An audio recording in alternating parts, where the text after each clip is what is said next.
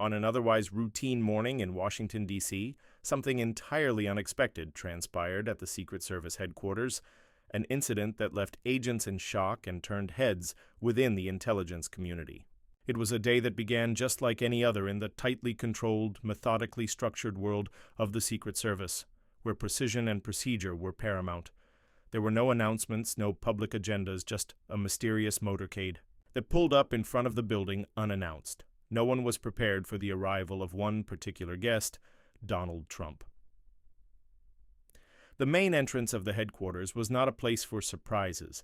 Agents were accustomed to planned movements and scheduled visits. Protocol dictated that every step be carefully orchestrated from the moment someone entered the premises to when they left. But this morning, everything changed. No heads up, no briefings, just a sudden appearance that took everyone by surprise. When the motorcade stopped and the doors opened, the former president stepped out. This wasn't a typical high-profile visit. There was no swarm of press or camera flashes, no official announcement, just Donald Trump, flanked only by a small handful of staff members. The moment he arrived, a shift in the air was immediate. Whispers broke out among agents who tried to make sense of what was happening. Was it a drill, a security check, a top-secret briefing? The uncertainty was palpable. Nobody knew for sure. Trump moved toward the building with his signature confidence, unfazed by the heightened security or the confusion. No small talk, no handshakes, no interactions with anyone. He simply walked straight through the metal detectors, his expression unreadable, as if he had been here many times before. But what followed was far from normal. He didn't make a beeline for any of the expected rooms like the operations center or intelligence briefing rooms, places where one might expect a former president to visit. Instead, Trump headed down a narrow hallway, one that was off-limits to visitors.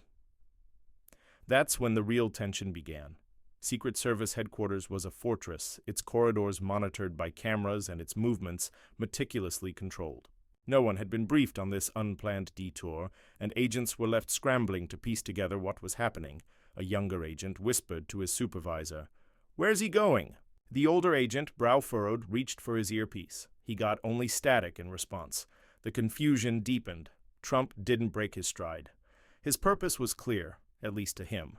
He passed by sensitive areas that would typically be reserved for high-level government officials. Then, just as it seemed things might make sense again, Trump made a sharp left. He turned into a restricted hallway that led to one of the most secured parts of the building, the tactical training facility. The lead agent, a no-nonsense figure in his 50s, stepped forward. His voice was firm but polite, trying to maintain control of the situation. "Mr. President, that area is off-limits." But Trump didn't even acknowledge him. Without hesitation, he grabbed the reinforced steel door, and with a swift push, he opened it. The agents in the hallway tensed, exchanging nervous glances, but nobody dared to stop him. Inside the tactical training facility, the air was thick with the smell of gunpowder and sweat.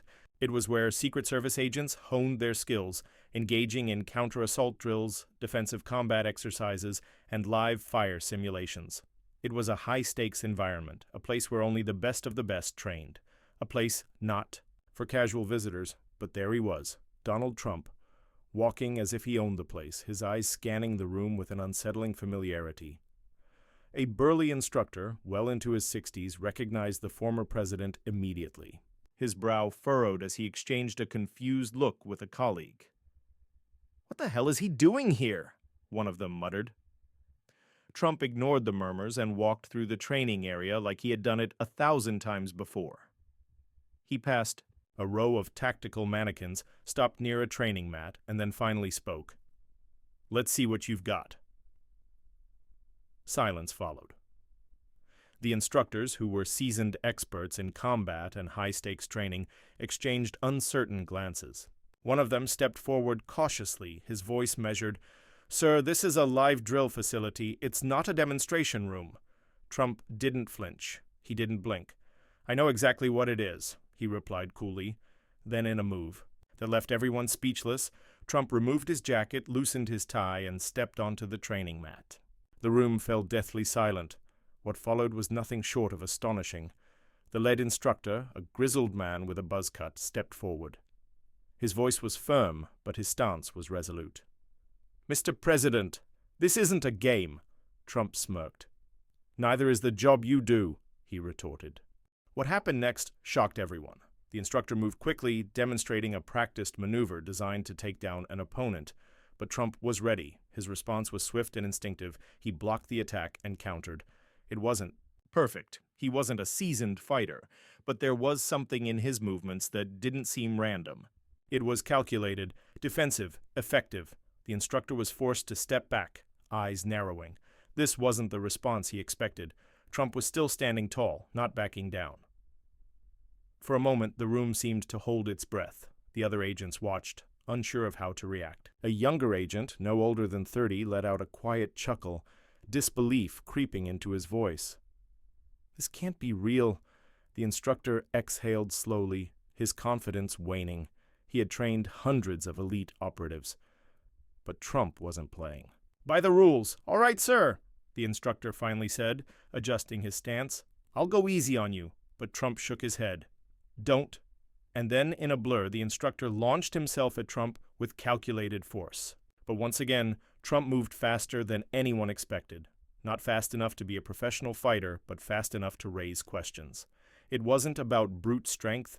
It was about something more technical, something more refined. In an instant, Trump did something that stunned the room. He dropped the instructor to the mat. Not with aggression, but with a fluid, controlled movement that sent the man sprawling. There was a long, tense silence. Nobody knew how to react. The instructor, still lying on the mat, stared up at Trump, confusion clouding his face. After a moment, the instructor sat up, exhaled, and finally spoke. "Where the hell did you learn that?" Trump simply adjusted his cuffs, shrugged nonchalantly, and smirked. "Let's just say, I've been around." The atmosphere in the room shifted. Some agents were still in shock, while others, though they wouldn't admit it out loud, were impressed. But the most important reactions were happening behind closed doors. In a secure surveillance room down the hall, high-ranking officials watched the footage in real time. As they rewound the video and replayed the sequence, it was clear that what they were witnessing wasn't just an impromptu moment. It was something far more complex. One senior director, who had spent decades in government, sat back in his chair. Deep in thought, finally he spoke. "We need to talk to him." And with that, the questions began to pile up. What had just happened? Who was watching? What did it mean? Inside that room, the footage had been flagged, and one analyst with sharp eyes and years of experience studying behavioral patterns made an observation that no one could ignore. "He didn't fight like a politician," she said. "He fought like someone who knew exactly what he was doing."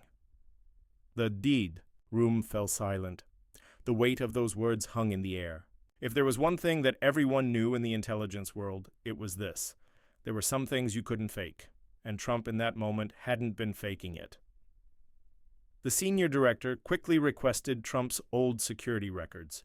The documents came through fast, and as the director flipped through pages of old surveillance reports, one document caught his eye. There were entire paragraphs blacked out, redacted. But one line stood out. Moscow, 1987. The director's gaze locked on that line. Why would a real estate mogul have classified surveillance records from Moscow? The analyst's voice cut through the silence. "Sir, why would a real estate mogul have classified surveillance logs from Moscow?" The director didn't have an answer. But someone did, and as he stood up, the gravity of the situation settled in. If Trump had a history that wasn't publicly known, then someone else knew about it too, and that someone was now watching. When Trump left the Secret Service headquarters that day, he did so as if nothing had happened. No press conferences, no explanations, no carefully crafted narratives, but inside those walls something had shifted. The agents who had once viewed him as just another former president were now left questioning who exactly they had been watching. The classified files, the redacted history, what did Trump know, and more importantly, who else knew? In the weeks that followed, the impact of that day would continue to ripple through the corridors of power. Security clearances were quietly updated, files re-examined, and high-ranking officials found themselves questioning everything they thought they knew about Trump, because that day Trump had reminded them of something simple yet chilling. Power isn't just about what you own or say, it's about what you know and what others don't know about you, and some things were never meant to be explained. In the end, Trump walked into the Secret Service headquarters that day as an open book and left as nothing more than a question mark. What had really happened? That was the question that would linger in the minds of everyone who had witnessed it.